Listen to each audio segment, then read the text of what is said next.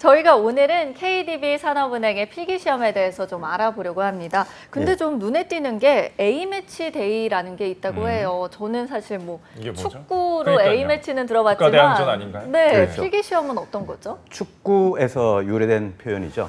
축구에서 유래됐는데 국가대표 그 A매치 이제 가장 잘하는 선수들 그 팀들끼리 이게 우리나라에서 A매치 금융공기업들이 A매치 데이라고 하는 게 이게 2000년대 들어와 가지고 주요 금융공기업들이 인재 유출 이제 그 필기시험 날짜를 다르게 하면 합격한 친구들이 전부 다 이제 좋은 쪽만 골라서 가게 되니까 주요 금융공기업들이 같은 날 이렇게 필기시험을 다 몰아보는 이런 날짜를 우리 취준생들이 거기 이제 축구 경기에 빗대어 가지고 A매치 데이라고 이렇게 표현을 붙였습니다. 그래서 이 A매치 데이라고 하면 우리 금융공기업 취준생들끼리는 다 아는 사실이고 이제 작년 같은 경우에 10월 19일이었고요. 작년에는 이 A매치가 10월 19일 날 필기시험을 받고 재작년에는 10월 20일 날 봤는데 매년 이 10월 중순 이렇게 이제 그 한국은행을 중심으로 해가지고 각 금융공기업들이 동시에 그냥 필기시험을 보는데 올해는 이 코로나19 때문에 이 아무래도 좀 분산하는 것도 필요하고 그래서 한국은행이 이제 제일 먼저 9월 12일 날 필기시험을 발표를 했습니다. 그래서 한국은행을 중심으로 주요 공기업들이 9월 12일 날 이렇게 A매치 필기시험을 보는 걸로 지금 정해져 있죠. 근데 쌤 이게 같은 날에 시험을 보면 취준생 입장에서는 시험을 한 군데밖에 못 보니까 좀 아쉬울 것 같아요. 맞습니다. 학생들 그러니까 취준생들 입장에서는 좀 다르게 보면 더 유리하죠. 근데 이제 뽑는 기업의 입장에서는 다른 날 다 봤다가 뭐 예를 들어서 인기가 조금 떨어지는 공기업들은 분명히 필기 합격을 시켰는데 이 학생이 더 나은 공기업도 합격을 했기 때문에 더 나은 쪽으로 가버리면 이 기업 채용하는 입장에서는 인재를 뺏기는 그러니까 필기시험을 보고 난 다음에 결국 그냥 그 에너지 낭비만 한 이런 그 현상이 생기니까 이 현상을 방지시키기 위해서 이제 기업들 조금 이제 기업들 위주입니다. 이 A매치 필기시험을 이제 합쳐놓은 거는. 그래서 이제 그 채용 시스템을 이거를 좀 분산시켜야 되는 게 그게 옳은 거 아니냐라고 하는 이런 사회적 여론도 있기는 하지만 아직까지는 A매치 데이가 그냥 그대로 일단 유지는 되고 있는 것 같습니다. 일단은 뭐 양다리 문어다리 못 걸치게 하려는 그런 그렇죠. 전략인 것 같은데요. 그러면 이제 코로나19로 인한 채용 변수 하반기에 또 계속 될 것 같아요. 그럼 우리 이제 산업은행 필기시험의 경쟁률은 어떻게 진행이 되나요? 예, 산업은행이 지금 이번에 지금 채용하는 인원이 60명 채용을 합니다. 60명 채용을 하는데 필기시험 보는 인원이 60명의 25배수가 필기시험을 봅니다. 그러니까 60 곱하기 25를 하면 1,500명 정도가 나오는데요. 1,500명 정도가 9월 12일 날 이제 필기시험을 보죠. 물론 이제 지원은 그보다 훨씬 더 많이 했겠죠. 1,500명이 필기시험을 봐서 필기시험에 합격하는 인원이 최종 채용 인원 60명의 3배수, 180명이죠. 3배수만 합격을 하게 됩니다. 그러니까 1,500명이 시험을 봐서 180명이 합격을 하는 그러니까 1,320명 정도가 떨어지는 거죠.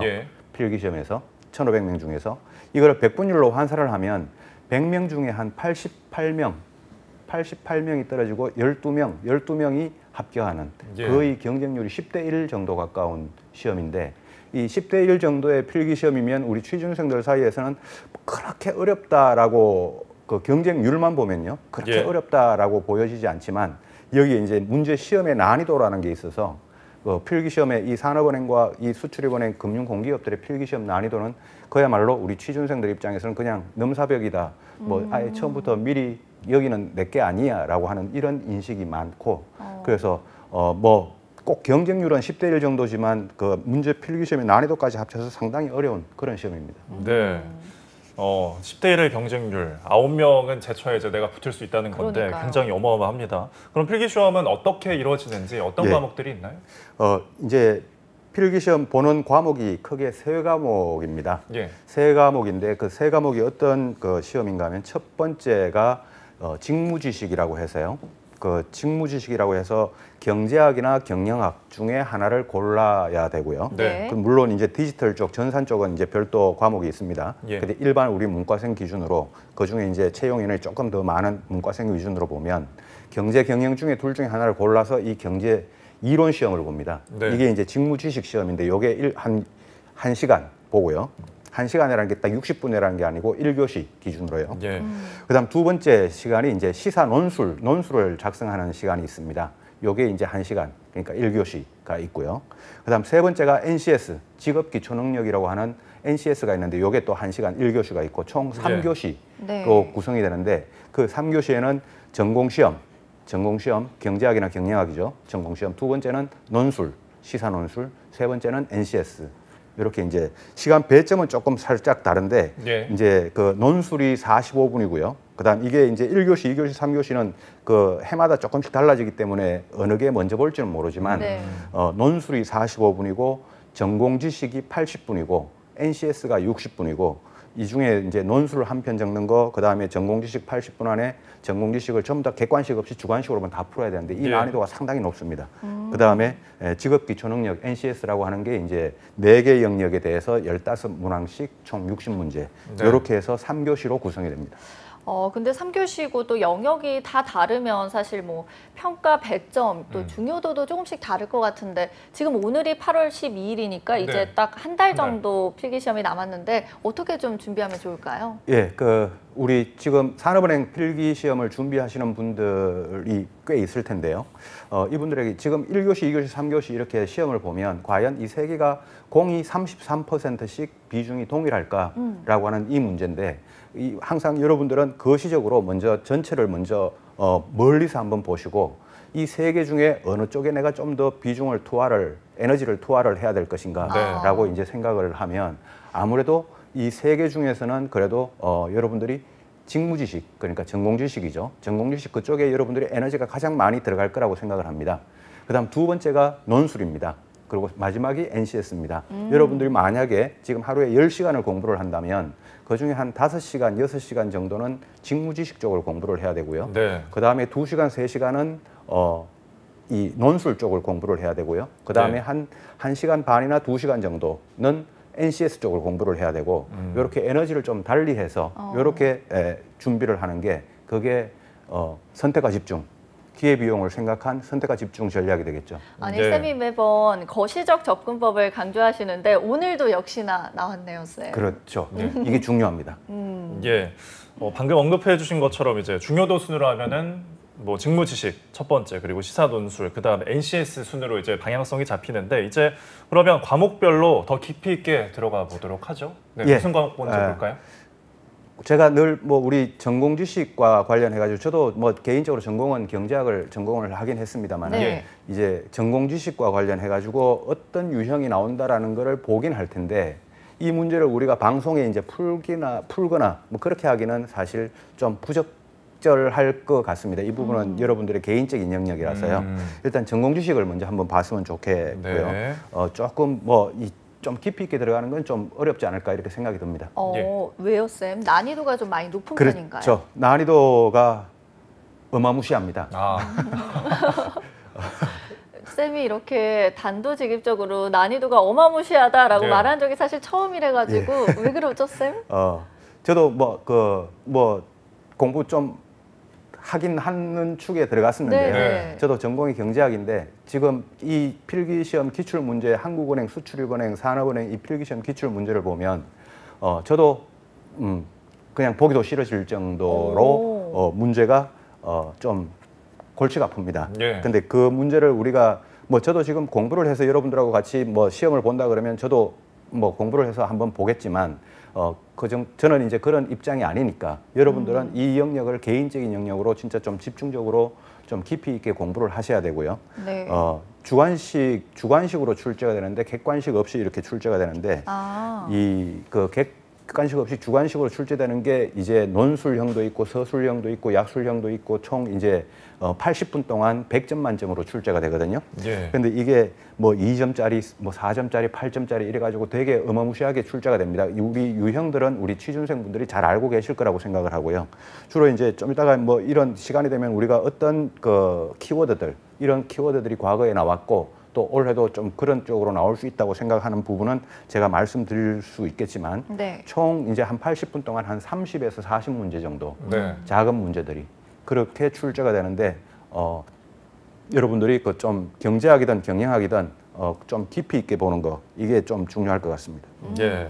아까부터 어렵다고 말씀해 주시는데 취준생분들께서 굉장히 걱정이 많을 것 같아요. 근데 내가 어려운 건 뭐 다들 어려우니까 네, 그쵸. 열심히 맞습니다. 준비하면 될 것 같습니다. 우리 뱅쌤께서도 도와주실 거잖아요. 예, 그렇죠? 예, 예. 네, 문과생의 경우에는 이제 경제 경영학으로 아까 나뉜다고 말씀해 주셨고요. 그럼 여기서 출제되는 키워드 혹은 공부해야 되는 카테고리 말씀해 주시죠. 좋습니다. 이게 이제 금방 조금 전에 말씀드린 것처럼 이제 어려운 부분에 조금 더 깊이 있게 한 번 더 들어가면 어떤 게 있냐면 우리 경제학을 선택을 하신 분들은 이제 크게 미식 경제, 거시 경제가 있지 않습니까? 예. 근데 아무래도 이제 산업은행이고 하다 보니까 주로 이제 거시 경제 쪽이 조금 더 출제 빈도나 출제 확률 가능성이 더 높을 거라고 그렇겠네요. 보여집니다. 자, 거시 경제 중에서도 그럼 어떤 게 있냐라고 하면 금융 쪽과 관련된 통화, 물가, 화폐, 이쪽 환율, 예. 무역 이런 쪽이 있습니다. 자, 이쪽과 관련해서 여러분들이 좀 더 깊이 있게 봐야 되는 이런 게 있고 그래서 이제 경제 쪽을 준비하시는 분들은 어느 정도라고 이렇게 공부를 해야 되냐면 항상 행정고시 1차 시험은 객관식으로 나오고 2차는 논술형으로 나오는데 네. 이 항상 우리 취준생들은 이 금융공기업들의 이 전공시험을 고시 1.5차라고 이야기를 합니다. 1차와 2차의 중간 정도의 난이도. 예. 그러니까 뭐 진짜 어마무시하겠죠. 그래서 1.5차, 그러니까 행정고시 2차 가기 바로 직전까지의 공부, 이 정도까지의 공부가 필요하고 경영학은 CPA 1.5차라고 이 학생들이 이야기를 합니다. 네. 그러니까 공인회계사죠. 공인회계사 그러면 주로 재무, 회계 이쪽을 많이 주로 공부를 해야 되지 않습니까?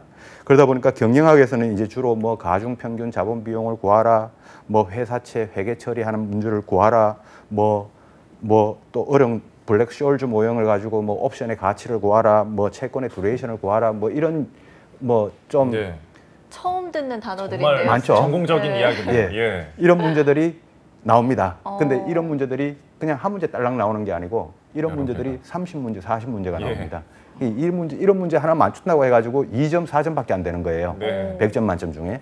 그러니까 이런 문제가 총 한 3, 40개 이렇게 나오면 우리가 거의 한 80분 동안 녹초가 되다시피 문제를 풀어야 되지 않겠습니까? 예. 그렇죠. 그러니까 경제나 경영을 선택을 했으면 여러분들이 그 선택한 분야 안에서 주로 경제에서는 미시보다는 거시, 예. 거시 중에서는 화폐, 통화, 뭐 환율 이쪽 분야, 그다음에 이 경영학을 선택했으면 그 중에 재무와 회계 이쪽 파트에서 좀 고시 1.5차 공부하듯이 그런 식으로 이제 공부를 좀 하셔야 될 것 같습니다. 네. 아니 우리 쌤이 방송에서 좀 깊이 있게 다루기 어렵다고 말한 이유가 있네요. 네, 진짜 맞아요. 내용이 쉽지가 않은 것 같은데 뭐 CPA 2차보다 조금 쉽고 또 경영학이나 경제학 모두 다 행정고시보다 조금 쉬울 정도면 그냥 그 시험을 보는 게 낫지 않나요, 쌤? 그래서 우리 금융공기업들 이제 취업하시는 분들은 네. 예. CPA 시험을 봤는데 CPA 시험에서 2차에서 떨어진 분들, 어. 그다음에 아. 고시를 준비했는데 예. 고시에서 떨어진 분들, 아. 이 금융공기업으로 많이 좀 병행을 실제로 하는 많이 거군요. 오는구나. 예, 그렇습니다. 그렇구나. 또 그럼 일단 뭐 직무 지식은 저희가 좀 많이 공부를 해야겠다 이렇게 봐야 될까요, 그렇습니다. 쌤? 이건 순수하게 개인적인 공부의 영역입니다. 제가 지금 여기서 우리 화면에 한 뭐 띄워놓고 이런 문제는 이렇게 봅시다라고 하면 한 문제 푸는데 3시간 걸립니다. 아, 저희 알아듣겠네요. 저희를 이해시키면서 또 문제를 풀어야 그러니까요. 되니까 어려울 것 같아요. 네. 그러면 일단 뭐 직무 지식은 이 정도로 알아보는 걸로 하고 다음은 또 어떤 부분을 알아볼까요? 예, 그다음 두 번째가 이제 NCS 직업 기초 능력이라고 하는 뭐 대부분 우리 취준생들도 알고 뭐 예. 방송에서도 많이 나오고 하는 NCS 영역을 한번 봐야 될 건데요. 이 NCS 영역이 산업은행은 4개 영역입니다. 의사소통, 수리, 문제 해결, 정보 능력. 요 4개 영역에 각각 15문제씩 총 60문제가 나오겠죠. 네. 그럼 60문제를 60분 안에 푸는 이 총 60분 시간이 배정돼서 한 문제당 1분 요 유형으로 이제 출제가 되고 요게 이제 60분간 시험을 보는 예. 요 형태가 됩니다. 근데 이제 2019년도까지는 문제 해결, 의사소통, 수리 능력 이렇게 3 영역만 봤는데 예. 2020년 상반기에도 원래 산업은행 한번 채용을 했었습니다. 네. 여기서부터 정보 능력이라고 하는 이 부분이 이제 추가가 추가가 됐어요. 네. 추가가 되어서 정보 능력 분야에 대해서도 여러분들이 공부를 좀 더 해야 되는 그런 상황이죠. 예. 그럼 이 추가된 정보 능력 분야가 구체적으로 어떤 분야인지, 네, 뭐 제가 풀 마음은 사실 없는데 아. 네. 예시 어떤 문제를 건지. 한번 보여주시죠. 이 네. 정보 능력 문제를 푼다고 해가지고 우리가 뭐 국가정보원을 갈 건 아니고 예. 아직까지 이름이 안 바뀌었죠. 뭐 이 정보 능력이 어떤 거냐면은 IT와 관련된 능력입니다. 그러니까 이 2020년도부터 출제가 추가된 부분도 아마 우리 뭐 시중은행도 그렇고 금융공기업도 그렇고 우리 취준생들 그러니까 신입 행원들, 신입 사원들에게 IT와 디지털 역량을 조금씩 이제 요구하는 이런 추세가 이런 시대가 돼 있지 않습니까? 그러다 보니까 여러분들이 얼마나 뭐 IT라든가 이렇게 디지털 쪽 그러니까 전산 또는 뭐 PC를 다루는 이런 쪽에 좀 더 익숙한가 그리고 평상시에 그런 일들을 좀 해봤는가라고 하는 이런 부분들이 출제가 되는데 그런 예시 문제를 일단 뭐 한번 볼까요? 네. 자, 이 문제는 일단 산업인력관리공단이라고 여러분들 다 아실 겁니다. 거기에서 NCS 포털 사이트에서 제가 몇 개, 한두 개 정도 가지고 온 자료입니다. 한번 보도록 하겠습니다. 네. 자, 이 문제가 다음 워크시트라 그러면 엑셀 창입니다. 엑셀 네. 하나의 시트. 그 시트에 데이터 입력에 관한 설명 중 옳은 것은 1번 숫자와 문자가 혼합된 데이터가 입력되면 문자열로 결과값이 입력이 된다. 2번 문자 데이터는 기본적으로 오른쪽으로 정렬이 된다. 예. 그 셀의 오른쪽을 말하는 겁니다. 예. 세 번째 날짜 데이터를 넣으면 자동으로 셀의 왼쪽으로 정렬이 된다. 4번 수치 데이터를 넣으면 셀의 왼쪽으로 정렬이 된다. 이 중에 옳은 것을 골라라 라고 하는 이런 문제가 이제 나오는데 네. 이제 문제를 한번 우리 MC분들께서도 네. 풀어보셔야 되겠지만 네. 제가 아까 우리 저 진행실에서 듣기로는 예. 그 우리 MC분들께서 이 답안이 없는 상태에서 지금 진행을 네, 저희 네, 매주 맞아요. 답 없이 풉니다, 쌤. 그래서 제가 속상합니다. 혹시 우리 시청자분들이 오해할까봐 아, 그 지금 우리 MC분들도 문제를 풀 텐데 절대 예. 답 없이 풀고 계신 예. 겁니다. 제가 보정을 합니다. 저는 여러분들에게 뻥 치지 않습니다. 예. 제가 항상 대타로 나올 때마다 답이 없습니다. 예. 답을 진행에 내요. 답이 없어요, 사실. 그러니까요. 저희가 매번 풀어봐야 되는데 사실 오늘 문제는 엑셀 문제예요. IT 능력을 좀 확인하고 싶다라는 예. 것 같은데 혹시 정섭 아나운서 답 냈나요? 저는 이제 엑셀을 쓰긴 쓰는데 이런 식으로 생각하고 쓰지 않죠. 예, 그렇죠. 그냥 그러니까요. 입력을 예. 하면 뭐 어떻게 이렇게 되니까 그렇죠. 예. 예. 저 계산 정도 하지.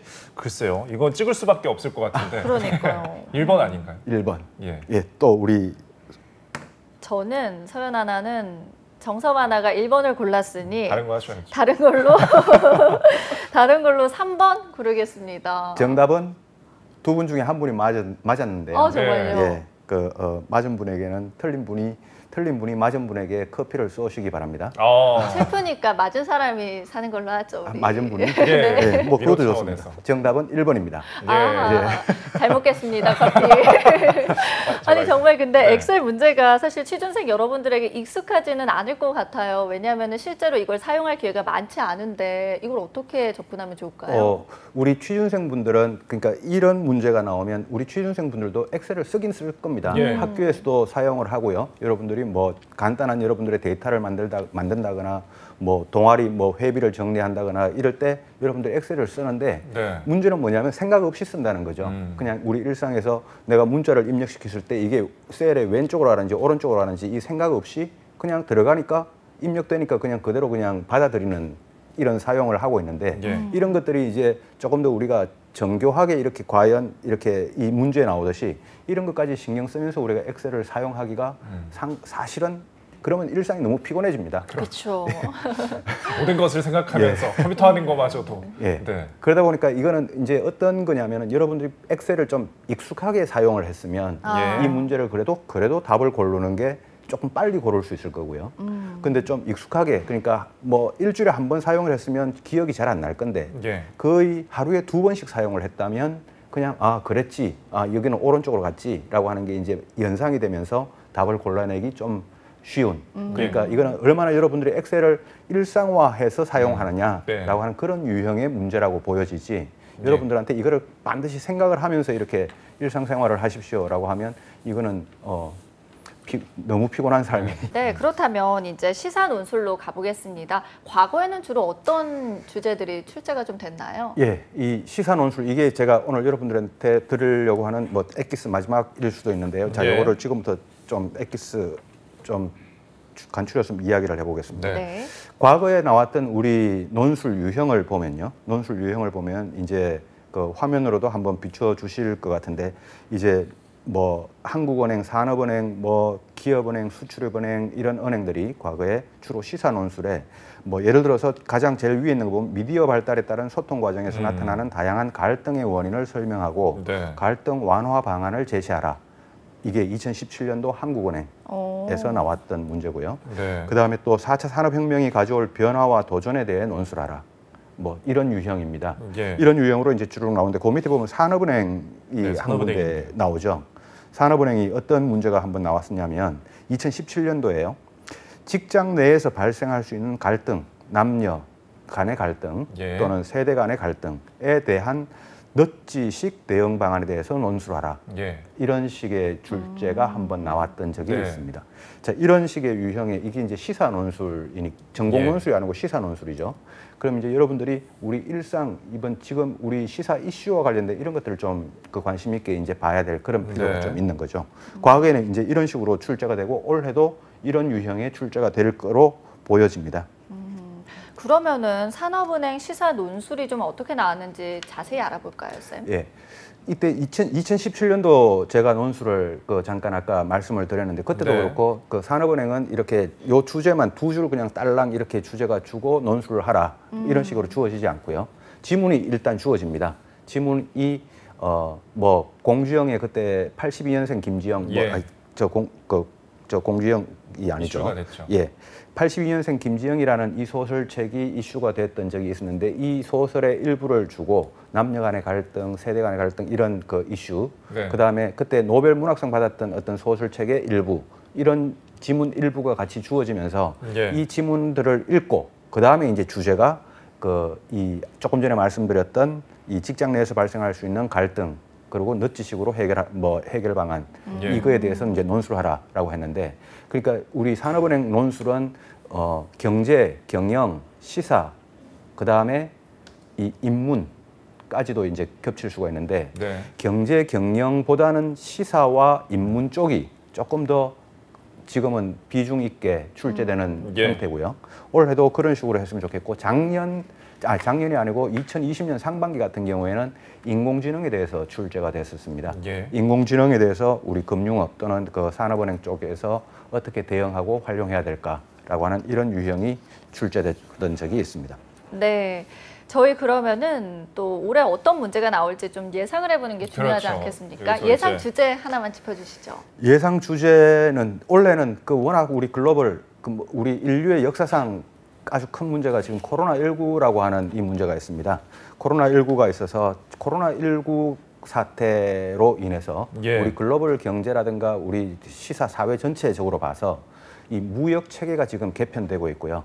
특히 이제 국내로 보면 우리 산업 체계가 기존의 오프라인 체계에서 온라인 이거를 우리 그 일반 취준생들 우리 청년들끼리는 또는 시사에서는 언택트 또는 온택트 뭐 이런 표현을 씁니다. 네. 그래서 우리 산업계 재편과 우리 산업은행 간의 상관관계 이런 거에 대해서 여러분들이 좀 공부를 했으면 좋겠고요. 예. 그다음 특히 우리 코로나19 사태와 관련해 가지고는 우리 자영업자 그 생존 문제가 네. 되게 우리 사회적으로 이슈가 많이 되고 있습니다. 그래서 자영업자에 대와 코로나19와의 이 상관관계 그리고 대응 방안 여기에 대해서 산업은행은 또 어떻게 해결해야 될 건가 이런 문제도 또 여러분들이 공부를 했으면 좋겠고 또 지금 이슈가 되고 있는 게 한국판 뉴딜 정책에 산업은행은 어떤 식으로 이제 개입을 하고 거기에 산업은행은 어떤 역할을 해야 될지 그다음에 이 코로나19 사태로 인해 가지고 우리 사회적으로는 더 양극화가 심해지고 있다고 합니다. 네. 한편으로 그래서 이 양극화 문제 그다음에 저출산 인구 감소 문제 그다음 최근에 부동산 이 임대차 3법이나 여러 가지 예. 부동산 관련해 가지고 또 산업은행이 어떻게 역할을 해야 될 건지 이런 부분까지 이런 예. 부분들이 지금 최근에 시사적으로 이슈가 많이 되고 있으니 예. 한번 공부해 보시고 오늘 제가 아침에 뉴스를 보니까요 이런 기사가 있었습니다. 어떤 거요? 산업은행이 내년부터 오픈 뱅킹에 이제 같이 합류를 한다. 그래서 산업은행과 오픈 뱅킹과의 상관관계 이거에 대해서도 여러분들이 공부를 해보셨으면 좋겠습니다. 네.